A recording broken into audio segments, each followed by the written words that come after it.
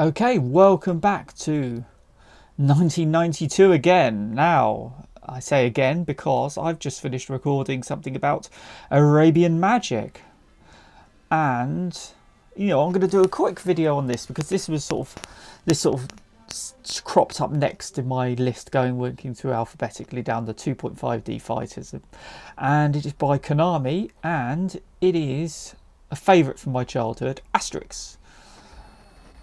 And we're sticking with the sort of historical setting, but very different style of game. So we had a lovely splash screen and some lovely little animated bits of gameplay and instructions. And if you've read the Asterix comics, I'm amazed actually. I suppose 1992. Designers were getting the hang of pixel art. It was a sort of an emerging skill, but they've really done their homework. I wonder if any of they actually digitized some of the art and drew over it, because these are extremely accurate to. Let's get on and play. Yeah, this screams the comics. That doesn't. What is going on with that? Those stars, it looks like something out of Rainbow Islands. But who am I? Oh, am I going to be Asterix or Obelix? Oh, I'm going to be Obelix. I love Obelix. Obelix. Wow. Oh, do I get to bash people with the Mena? Yes, I do. Oh, he's knocked out my hands. Just the sound effects, the paff, paff, paff, and that is straight out of the Asterix comics. The look of the Roman soldiers, just the movement. I don't think I ever saw this in any arcades. I didn't even realise they'd made a coin up of. Oh my goodness, he didn't last long. So much for being invulnerable.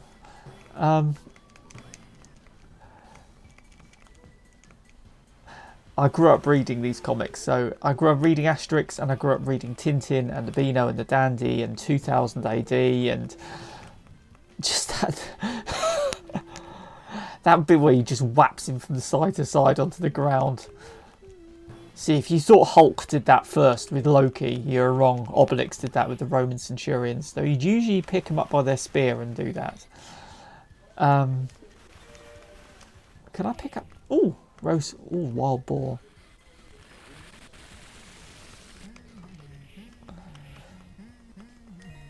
Oh, this has got so much charm to it. I think if you're a fan of Asterix,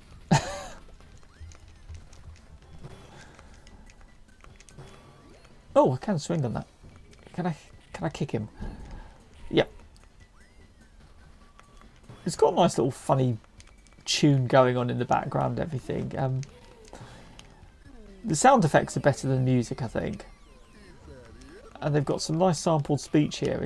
I can't tell if it's really quite what they're saying. Might be in French for all I know. I have to say, of all the detail they put into and all the effort they put into the graphics and the animation and things, those backgrounds, look at that, the sparkling of the sea. I mean, it's one of my big complaints about 2.5D fighters is they can be just large swathes of sort of muddy brown earth with a little bit in the background, but this, you've got the lovely forest scene on the ground and that beautiful ocean background. The graphics in this are really something special. Let's be Asterix for a change. You never see Asterix, any of them using swords. The Romans always used swords.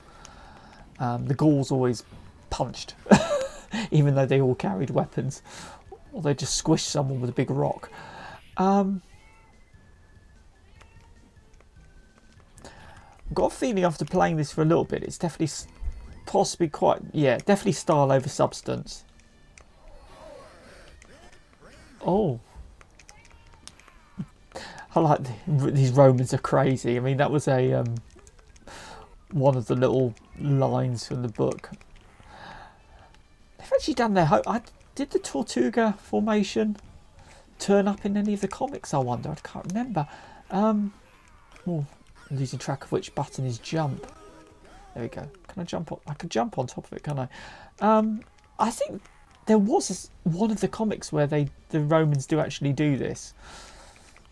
Either that or they did their homework on actual Roman combat formations before making this.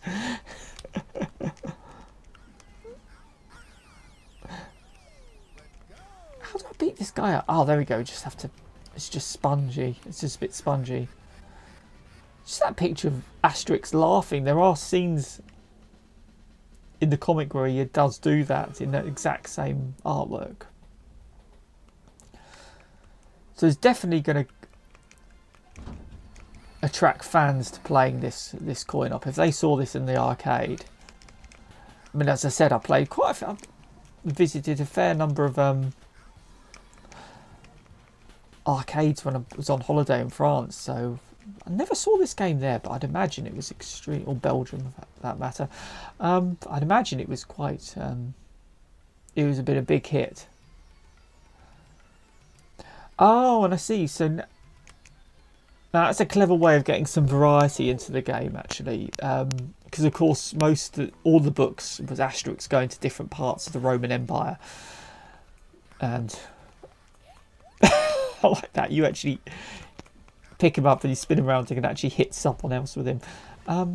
It's a bit of a shame we're using the same 3 Roman sprites still, but we're in an Egyptian setting. I wonder if we're going to have a little bit more variety.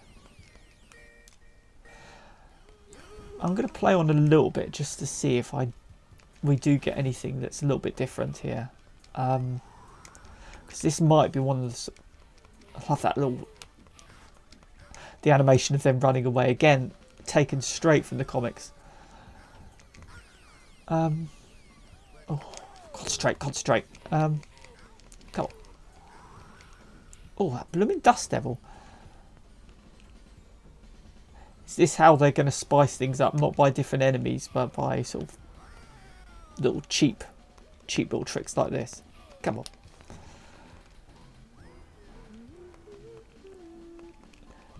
Yeah, have I discovered the weakness of this game, in that its variety of enemies certainly absolutely sucks. But I guess that's the problem. Obviously, these graphics are, and you can't. The trouble with, I suppose, with a property like this is you can't use stock graphics and just sort of dress them up a bit differently. You know, you see something like, I mean, even the Arabian Fights games that I saw, the actual look of those characters, the basic sort of body of them, I suppose, the walking animation and...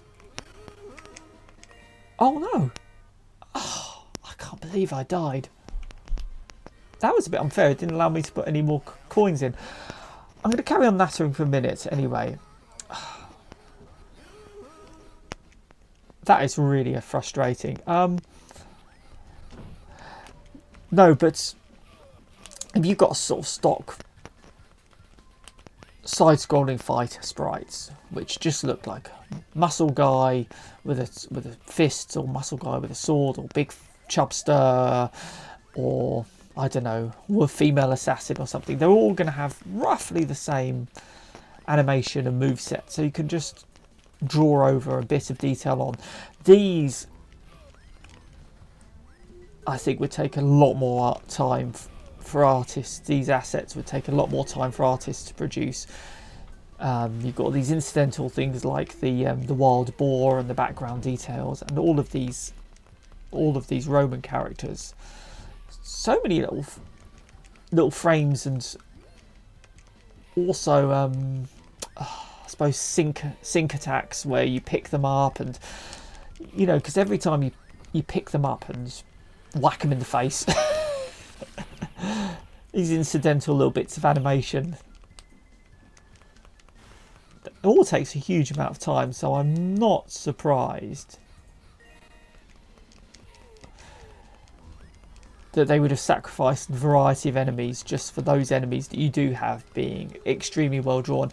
And why not? Because frankly, how many people really did get past the first 2 or 3 levels in a coin-op game anyway? I mean, it might have taken... If it took half your money to get to 3 levels in, you'd think, well, actually, let's go and play a different game now. Anyway, so...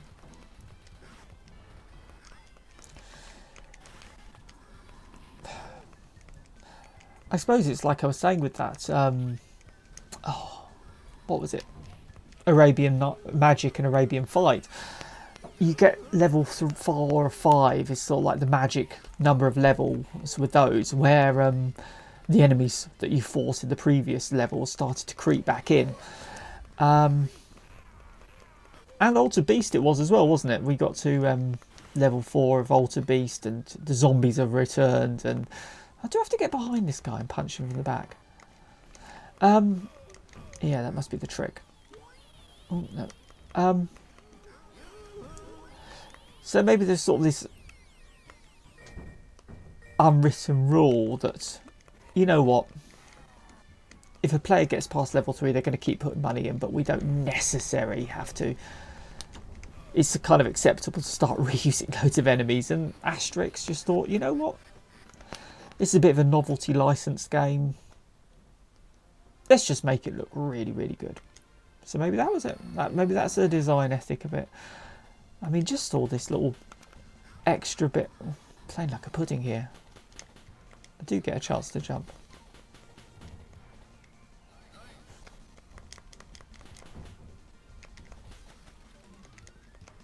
Ooh, no bonus. Oh, forget it. Just these extra little details, like the little chariot race bits. Come on. Yeah, you see you've got all these little characters drawn here and everything. They don't actually turn up in the fights. I think I've said what I can with this. I think this is... Tell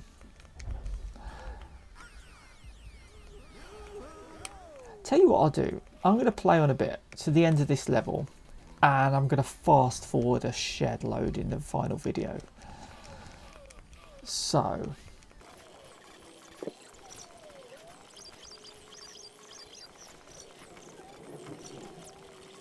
Okay, so I've got as far as this temple. I have to say the novelty is worn off a bit. I mean, most of these licensed games were novelties. You know, you'd like your RoboCops and all your licensed products. You just put a coin in just to give it a go because maybe you're a fan of the property. But you know, you weren't going to play it that seriously, and it was your love of the license that was going to keep you going. It seems like all the graphical work they put into this. Are you kidding? Oh, I got knocked out. You know what? I think that's just ridiculous. I think there must be a button I was pressing on the machine that said, no, I want to give up. And I think it's probably time I did. Yeah. Bad indeed. Yeah, it's a novelty game. I think if you're a fan of Asterix, give it a go. But novelty definitely did wear off, as it does with these games. A shame I didn't get as far as the boss on the second level there. Maybe I might play it again another time, just have a look. Oh, seem to go to Holland at some point. Maybe is this Holland or Spain or something? Who knows? You had someone there with a battering ram, but again, it's these rather hapless legionnaires again. Maybe it's more fun to play in tandem again with a friend. But even so, I think just the lack of interesting enemies. I'm trying to think to the... Yeah, because I mean, they were always fighting just the Romans mainly, but they could have had the enemies from different countries, I suppose, as well. Or at least a bit more variety of the Roman soldiers.